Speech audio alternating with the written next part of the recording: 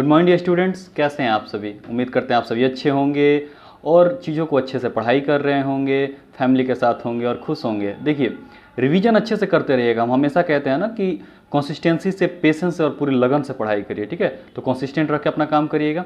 देखिए, आज हम लोग जो पढ़ने वाले हैं उस चैप्टर का नाम है 11th का पहला टॉपिक है जिसका नाम है यूनिट एंड डायमेंशन, ठीक है। तो हम लोग एकदम बेसिक से शुरू करेंगे। और देखिए, यूनिट एंड डायमेंशन चैप्टर में क्या है कि बहुत सारी चीज़ें जो हैं याद करने वाली हैं, तो उसको बोर्ड पे हम लिखेंगे तो बहुत ज़्यादा टाइम कंज्यूमिंग होगा। तो हम क्या करेंगे कि आपको इमेज उसका दिखाएंगे, उसमें हर चीज़ लिखी हुई रहेगी और हम इसी तरह डिक्टेट करके एक्सप्लेन करेंगे, आपको समझ में भी आएगा और चीज़ें जल्दी कवर अप हो जाएंगी, ठीक है।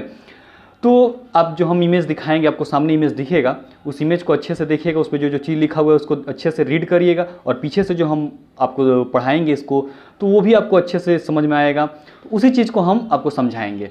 तो एक तरफ हमारा वीडियो भी दिखेगा आपको और एक तरफ आपको इमेज भी दिखेगा। क्लियर है?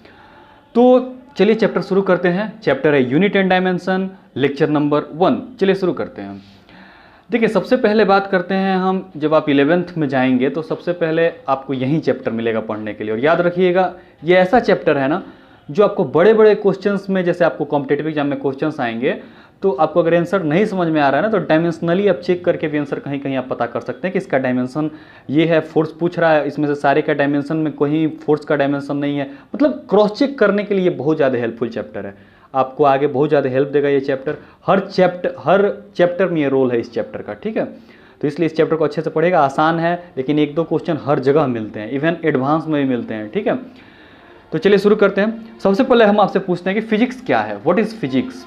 तो देखिए, हम अपने एवरीडे लाइफ में बहुत सारी चीज़ें देख रहे हैं ना, तो सिंपल भाषा में हम कह सकते हैं कि the study of our everyday life is called physics. Physics कुछ और नहीं, हमारे हर दिन को खुद से पढ़ाई कर रहे हैं ना, दिन में क्या हो रहा है, ट्विंकलिंग ऑफ स्टार्स, ये वो 50 चीज़ें हो रही हैं हमारे बैकग्राउंड में, उस चीज़ों को देखना, पढ़ना जो है ना, वही फिजिक्स है, ठीक है। अब बात करते हैं फिजिकल क्वांटिटीज़ की, यहीं से शुरू होता है चैप्टर। देखिए, फिजिकल क्वांटिटीज़ क्या होते हैं, तो आपको बहुत सारे क्वांटिटीज़ मिलते हैं, कुछ को आप नाप सकते हैं, कुछ को आप मेजर नहीं कर सकते हैं, ठीक है। तो जनरली फिजिकल क्वांटिटी वैसे क्वांटिटी को कहते हैं ना जो जिनको हम मेजर कर सकें, ठीक है। क्लियर भाषा में समझिएगा कि वैसे क्वांटिटीज, मतलब जिनको हम मेजर कर दें, तो वैसे क्वांटिटीज़ को हम क्या कहते हैं, फिजिकल क्वांटिटी कहते हैं। तो आप डिफिनीशन कैसे देंगे कि those quantity which can be measured are called physical quantities. Clear है? अब एग्जाम्पल के तौर पे क्या क्या हो जाएगा, लेंथ हो जाएगा, मास हो जाएगा, स्पीड हो जाएगा, डिस्टेंस हो जाएगा, टाइम हो जाएगा, ये सारे मेजर किए जा सकते हैं। लेंथ 5 मीटर है, 10 मीटर है, अरे भाई 5 मीटर है, आप बोलते हैं ना कि ये कपड़ा 2 मीटर है, मेजर कर सकते हैं। इसका मतलब लेंथ क्या है, एक फिजिकल क्वांटिटी है। मास 1 kg है, 2 kg है, आप बोलते हैं क्या 1 किलो है, ले लो। तो ये सब जितना है, मतलब चीनी आप खरीदने जाते हैं तो दुकानदार क्या बोलता है कि 1 kg है, 2 kg है, तो आप मेजर कर सकते हैं मास को। तो मास क्या है, फिजिकल क्वांटिटी हो गया। Time 10 minute, 15 minute, 20 minute measure कर सकते हैं, तो ये क्या हो गया, फिजिकल क्वांटिटी हो गया। तो ऐसे जितने भी क्वांटिटी जिनको आप मेजर कर सकते हैं उन्हें हम फिजिकल क्वांटिटी कहते हैं। अब फिजिकल क्वांटिटी के 2 टाइप्स हैं। फिजिकल क्वांटिटी को कितने भागों में बांटा गया, 2 भाग में बांटा गया। पहला भाग जो है उसको बोलते हैं वेक्टर क्वांटिटी। फिजिकल क्वांटिटी के 2 टाइप्स किए गए। पहला टाइप है उसको बोलते हैं हम लोग वेक्टर क्वांटिटी, और जो दूसरा टाइप है उसको हम लोग बोलते हैं स्केलर क्वांटिटी। वेक्टर क्वांटिटी क्या कहलाता था कि those physical quantities which have both magnitude and direction are called vector quantities. वैसे क्वांटिटीज़, वैसे फिजिकल क्वांटिटीज़ जिनके पास मैग्नीट्यूड भी होता है और डायरेक्शन भी होता है, उनको हम लोग वेक्टर क्वांटिटीज़ बोलते हैं। आगे आप थोड़ा और जाएंगे तो पढ़ेंगे कि वो वेक्टर क्वांटिटीज होते हैं वो वेक्टर के लॉ को फॉलो करते हैं। क्लियर है? जो वेक्टर का अपना अलजेब्रा होता है उसको फॉलो करते हैं। तो फिलहाल आप यही जानिए कि वैसे क्वांटिटी जिनका मैग्नीट्यूड भी होता है, उनका डायरेक्शन भी होता है अपना, तो उसको हम क्या कहते हैं, वेक्टर क्वांटिटी कहते हैं। एग्जाम्पल के तौर पे डिस्प्लेसमेंट है, फोर्स है, वेलोसिटी है, ये सब क्या है, इसमें मैग्नीट्यूड बताया। जैसे हम बोलते हैं 5 मीटर पर सेकंड के स्पीड से गाड़ी पश्चिम की दिशा में जा रही है, तो क्या इसकी वेलोसिटी है ये, इसका मतलब इसमें डायरेक्शन भी है। फोर्स 2 न्यूटन का फोर्स राइट साइड लग रहा है, तो फोर्स का क्या है, अपना मैग्नीट्यूड भी है 2 न्यूटन और एक डायरेक्शन भी है राइट साइड। तो ऐसे जितने भी क्वांटिटी जिनका अपना डायरेक्शन होगा, अपना मैग्नीट्यूड होगा और साथ ही साथ वो वेक्टर के कुछ नियम है, कुछ अलजेब्रा है, उसको फॉलो करेंगे, तो उनको हम क्या कहेंगे, वेक्टर क्वांटिटी कहेंगे। ठीक उसी तरह बात आती है स्केलर क्वांटिटी की। स्केलर क्वांटिटी क्या होता है, तो याद रखिएगा स्केलर क्वांटिटी वैसे फिजिकल क्वांटिटीज़ होते हैं जिनके पास सिर्फ और सिर्फ मैग्नीट्यूड होता है और डायरेक्शन नहीं होता है। Those physical quantity which have only magnitude and no direction are known as scalar quantities. Clear है? तो स्केलर और वेक्टर आप समझ चुके होंगे। और स्केलर की एग्जांपल मास है। अब मास है 2 kg, तो आप ये नहीं बोलते हैं कि 2 kg पश्चिम में है, 2 kg और 4 kg इधर है, नहीं, ऐसा नहीं होता है। 2 kg है, कहीं भी है 2 ही kg है। तो लेंथ है 5 मीटर 10 मीटर, से कोई डायरेक्शन नहीं होता, बस मैग्नीट्यूड होता है। तो ऐसे जितने भी क्वांटिटी जिनमें सिर्फ मैग्नीट्यूड होता है, डायरेक्शन नहीं होता है, उनको हम लोग क्या कहते हैं? स्केलर क्वांटिटी कहते हैं। ठीक है? जो सामने इमेज दिख रहा है उसमें सारी चीज़ें लिखी हुई हैं। ठीक है? तो उसको अच्छे से नोट भी करते रहिए और रीड भी करते रहिए, चीज़ें अच्छे से समझ में आएंगी। अब स्केलर क्वांटिटी में बहुत सारे एग्जाम्पल भी आपको मिल जाएंगे, जैसे मास हुआ, स्पीड हुआ, डिस्टेंस हुआ, साथ साथ करेंट हुआ, प्रेशर हुआ, ये सारे जितने भी है ना, ये स्केलर क्वांटिटीज़ में आते हैं। चलिए, अब कोई पूछता है कि करंट जो है स्केलर क्वांटिटी कैसा है? कैसे है भाई स्केलर क्वांटिटी? वो हम बोलते हैं ना, तार से 1 एम्पियर का करंट जा रहा है, तो स्केलर क्वांटिटी कैसे है? तार में डायरेक्शन भी है, साथ ही साथ 1 एम्पियर उसका मैग्नीट्यूड भी है, तो वेक्टर होना चाहिए। लेकिन याद रखिए, अभी हम क्या बोले, वेक्टर के कुछ अपने नियम होते हैं जिनको वेक्टर फॉलो करना चाहिए, वो क्वांटिटी तभी वेक्टर होगा। तो करंट में क्या होता है कि मान लीजिए एक तार इधर से आया 1 एम्पियर का करंट लेके, दूसरा तार इधर से आया 2 एम्पियर का करंट लेके, और तीसरे तार में दोनों 2 + 1 3 एम्पियर का करंट भेजते हैं। ठीक है? इसका मतलब जो एक तार में 1 एम्पियर आया और दूसरे तार में 2 एम्पियर आया और तीसरे तार से वो 3 एम्पियर निकल गया, इसका मतलब सिंपली हम दोनों तार के जो करंट है उनको ऐड करके दिखा दिए। तीसरे तार में दोनों का एडिशन करके जितने करंट का मैग्नीट्यूड है वही निकल रहा है। तो हमने क्या किया, सिंपली हमने अलजेब्रा के रूल लगा करके उसको जोड़ दिया। लेकिन वेक्टर में ऐसा नहीं होता है, वेक्टर में हम डायरेक्ट नहीं जोड़ सकते हैं। क्लियर है? 2 वेक्टर को हम आपस में डायरेक्ट नहीं जोड़ सकते हैं, उसका अपना अलजेब्रा होता है। इसलिए ये, इसका मतलब ये वेक्टर के नियम को फॉलो नहीं कर रहा है, इसलिए ये क्या है, स्केलर है। क्लियर है?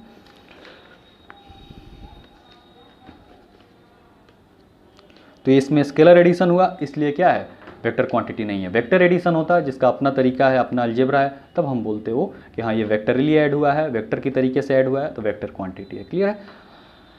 तो करंट वेक्टर की तरीके से ऐड नहीं होता है, स्केलर एडिशन होती है, उसमें सिंपल अलजेब्रा होता है, 1 + 2 = 3 एम्पियर ऐसे होता है, तो इसलिए वो क्या है, स्केलर क्वांटिटी है।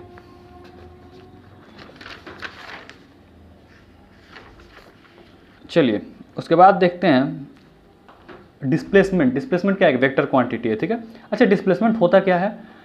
तो अब जानते हैं, बच्चों ने पढ़े थे कि शॉर्टेस्ट डिस्टेंस बिटवीन 2 पॉइंट्स, कोई एक पॉइंट यहाँ है, कोई एक पॉइंट यहाँ है, तो कोई ऐसे जा रहा है और कोई डायरेक्ट सीधा चला जा रहा है, तो ये डिस्टेंस हुआ। ठीक है?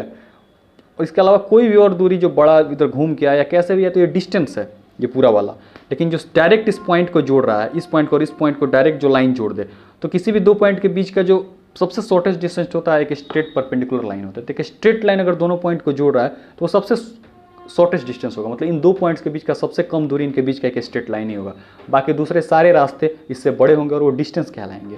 तो ये जो डिस्प्लेसमेंट है, डायरेक्ट जो जोड़ रहा है, ये पॉइंट और ये पॉइंट को डायरेक्ट जो लाइन जोड़ रहा है, ये डिस्प्लेसमेंट है। तो ये एक वेक्टर क्वांटिटी है, क्योंकि एक तो ये इसमें मैग्नीट्यूड होगा अपना, और ये एकदम फिक्स है कि इधर से चल के यहाँ तक इसी डायरेक्शन में, तो इसका अपना डायरेक्शन भी होगा, तो इसलिए क्या है, वेक्टर क्वांटिटी है। क्लियर है? तो डिस्प्लेसमेंट को हम एक और तरीके से डिफाइन करते हैं कि a vector drawn from the initial position of a body to its final position. एक इनिशियल पोजीशन से उस बॉडी के फाइनल पोजीशन को जो वेक्टर जोड़ता है, उसी को हम क्या कहते हैं, डिस्प्लेसमेंट वेक्टर कहते हैं। क्लियर है? अच्छा,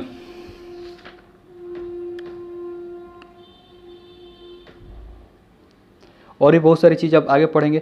अच्छा, फोर्स का सिंपल जो हम लोग, जैसे फोर्स हम लोग पूछते थे, कोई बोलता है फोर्स क्या है, तो आप सिंपल पहले बोलते थे कि push and pull are known as forces. Force क्या है, पुश है, पुल है, ये सारे फोर्स में ही आते हैं। लेकिन बाद में एक स्टैंडर्ड डिफिनेशन में हम लोग जानते हैं कि force is an external influence which has the tendency to change the direction, speed, colour, shape, size etcetera of a body. ठीक है? तो ये सारे एक्सटर्नल, वो एक्सटर्नल इन्फ्लुएंस जो इन सारी फैक्टर्स को चेंज करते किसी बॉडी के, या चेंज करने की एबिलिटी रखे, उससे हम क्या कहते हैं, फोर्स कहते हैं। उस एक्सटर्नल इन्फ्लुएंस को हम फोर्स कहते हैं। क्लियर? ये सब पुश एंड पुल के ही अंदर में आ जाता है। तो अब जैसे हम देखते हैं कि फोर्स एक्सेलरेशन का जो हम मान लेते हैं, हम बचपन में पढ़ते थे acceleration rate of change of velocity acceleration है। तो एक्सेलरेशन भी क्या है, वेक्टर क्वांटिटी है। ओके, अब बात करते हैं कि एक्सेलरेशन को हम क्या लिखते हैं, नाइन्थ क्लास में हम देखे थे कि acceleration A equal to V minus U by T, मैंने final velocity minus initial velocity by time, कितने का चेंज हुआ टाइम के हिसाब से, उसी को हम एक्सेलरेशन कहते थे। तो वो याद रखिएगा वो एवरेज एक्सेलरेशन है। क्लियर है, आपके पूरे जर्नी में वो एक एवरेज एक्सेलरेशन है। ठीक है, इंस्टेंटेनियस एक्सेलरेशन अब आप पढ़ेंगे आगे। ठीक है, तो बस ये याद रखिए जो 9th में पढ़े थे वो कौन सा एक्सेलरेशन था, एवरेज एक्सेलरेशन था, final velocity minus initial velocity by time taken.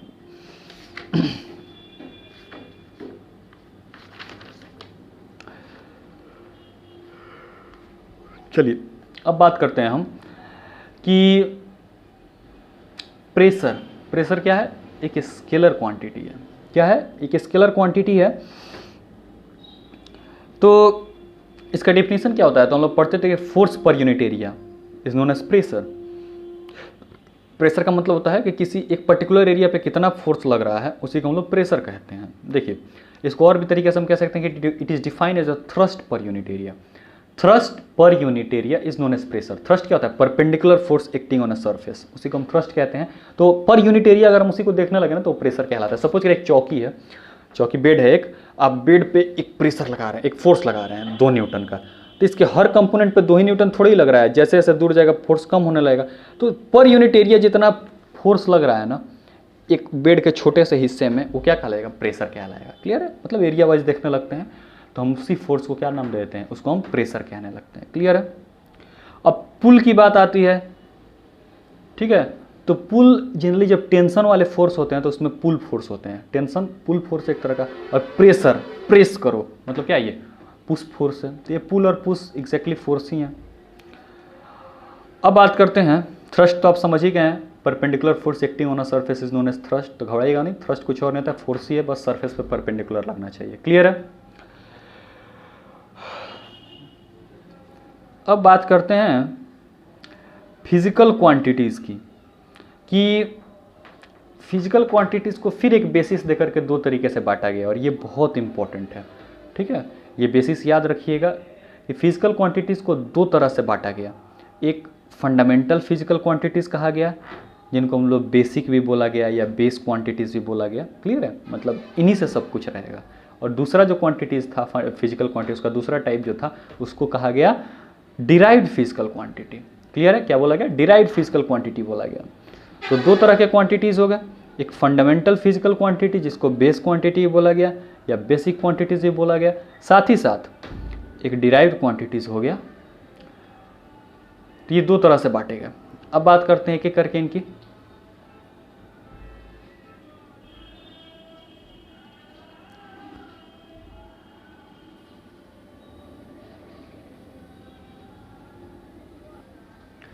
चलिए अब बात करते हैं हम लोग फंडामेंटल क्वांटिटीज़ की। टाइप 1 फंडामेंटल क्वांटिटीज़ क्या होते हैं फंडामेंटल क्वांटिटी, अब नाम से ही समझ में आ रहा है फंडामेंटल मतलब अब इससे छोटा कुछ नहीं हो सकता है, इसी से बाकी की सारी चीज़ें बनेंगी, मतलब ना बेसिक 1। तो फंडामेंटल क्वांटिटीज़ वैसे फिजिकल क्वांटिटीज़ होते हैं जो कि कंप्लीटली इंडिपेंडेंट होते हैं एक दूसरे से, मतलब those physical quantities which are completely independent of each other are called fundamental physical quantities. मतलब एक दूसरे पे आश्रित नहीं होता है, वो दूसरे पे डिपेंडेंट नहीं होता, वो उसकी दुनिया खुद से होती है, वो खुद में पूरी कंप्लीट होता है, वो उसकी डिफिनीशन उससे खुद से होती है, दूसरे का उसमें कोई प्रभाव कोई रोल नहीं होता है। तो वैसे क्वांटिटीज़ को क्या बोलते हैं फंडामेंटल फिजिकल क्वांटिटीज़। मास, लेंथ, टाइम, टेम्परेचर, तो ऐसे जितने भी क्वांटिटीज़ हैं जिनको किसी दूसरे से कोई लेना देना नहीं है, तो उनको हम क्या कहते हैं फंडामेंटल फिजिकल क्वांटिटीज़। और फंडामेंटल फिजिकल क्वांटिटीज़ कितने हैं टोटल 7 हैं। क्लियर है।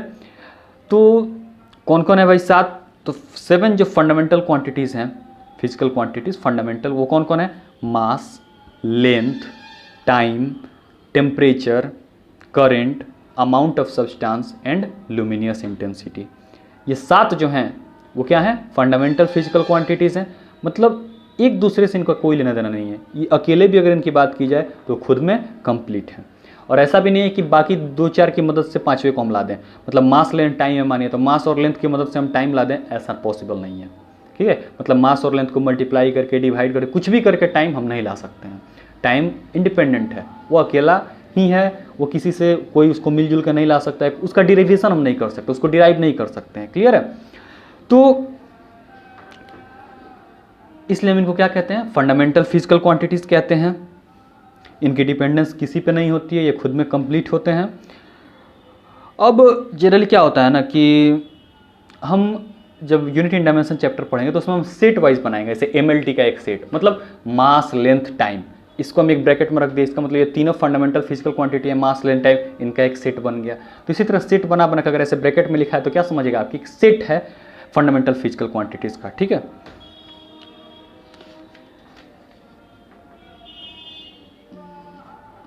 अब अगर मास लेंथ टाइम है और वो एक फंडामेंटल फिजिकल क्वांटिटी का सेट बना सकता है, तो कब बना सकता है? तभी बना सकता है जब ये फंडामेंटल है, तीनों के तीनों इस ब्रैकेट में जो होंगे वो फंडामेंटल होंगे। जैसे मानिए हम बोलते हैं कि मास लेंथ और टाइम है, they will form a fundamental set, मतलब mass length and time will form the set of fundamental quantities. क्यों कहेंगे ऐसा? Because by multiplying and dividing any powers of mass and length we cannot obtain time and vice versa. कहने का मतलब ये है कि मास को और लेंथ को हम कुछ भी कर ले, किसी पावर से मल्टीप्लाई कर ले एक दूसरे के साथ, हम टाइम नहीं ला सकते हैं, क्योंकि हम पहले ही बता दिए कि वो सारे फिजिकल क्वांटिटी वो खुद में इंडिपेंडेंट है, किसी पे डिपेंडेंट नहीं है। और इसीलिए ये तीनों फिजिकल क्वांटिटीज़ हैं और तीनों का अगर हम एक साथ रखते हैं, एक सेट बनाते हैं, तो उसको हम क्या बोलेंगे? Set of fundamental physical quantities. Clear है? उसी तरह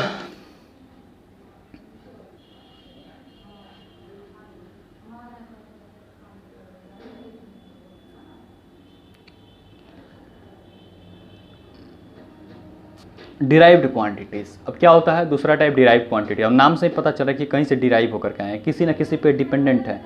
तो डिराइव्ड क्वांटिटीज का मतलब क्या होता है कि those physical quantities which can B obtained by the multiplication or division of certain powers of fundamental quantities are called derived quantities, और हाँ derived quantities उनको बोलेंगे। क्लियर है? मतलब कि फंडामेंटल क्वांटिटी जो सातों हैं ना, उनमें से किसी 2 या 3 की मदद लेकर के एक नया क्वांटिटी हम जब बना देते हैं, जैसे फोर्स है, तो फोर्स क्या होता है?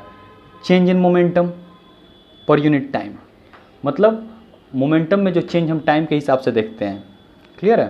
तो उसको क्या कहते हैं? फोर्स कहते हैं। तो देखिए यहाँ मास, वेलोसिटी और टाइम, इन तीनों की मदद से हम फोर्स ला दिए कि नहीं, मतलब एम और भी को आपस में मल्टीप्लाई करके और नीचे उसको टाइम से डिवाइड कर दिए, तो क्या निकला हमको? एक फोर्स का डायमेंशन मिल गया, एक नया क्वांटिटी का। तो फोर्स क्या है? एक डिराइव्ड क्वांटिटी है, क्योंकि ये फिजिकल क्वांटिटी जो फंडामेंटल हैं उनके कुछ सर्टेन पावर्स के मल्टीप्लिकेशन या डिवीजन से बन करके बाहर निकला है, इसकी खुद का कोई अस्तित्व नहीं है, ये फंडामेंटल फिजिकल क्वांटिटीज की मदद से बन के बाहर आया है। इसलिए हम क्या बोलेंगे? इसको डिराइव्ड फिजिकल क्वांटिटीज बोलेंगे। क्लियर है?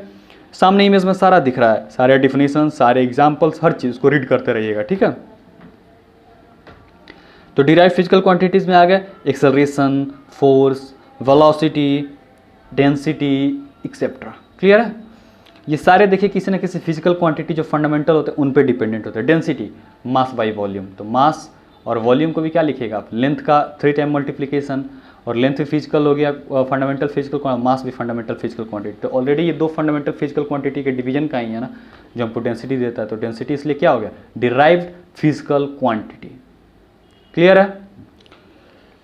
चलिए इस लेक्चर में यहीं तक। इसके बाद हम लोग पढ़ेंगे यूनिट्स, ठीक है। फिजिकल क्वांटिटीज़ को अब नापेंगे हम, तो कोई मेजरमेंट का कोई तरीका होना चाहिए ना। अब मान लेते हैं हम मास की बात करते हैं, तो ये मास है, एक इतना बड़ा है मास है। अब ये कितना है, कितना केजी है, या जो भी इसका कुछ हम एक मापक बनाएंगे ना जिसको कि किस स्टैंडर्ड से नापे हम, तो उन सारे फिजिकल क्वांटिटीज़ को नापने के लिए एक स्टैंडर्ड रेफरेंस बनाया गया जिसको हम यूनिट कहते हैं। और यूनिट की ही मदद से हम क्या करते हैं? फिजिकल क्वांटिटीज़ को मेज़र करते हैं, ठीक है।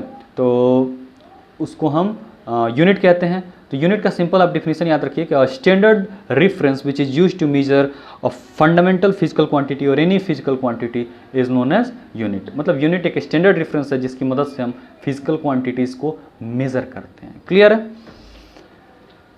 तो जिसको हम यूनिट कहते हैं, वैसे मास का यूनिट क्या है? केजी है, लेंथ का क्या है? मीटर है, टाइम का क्या है? सेकेंड है।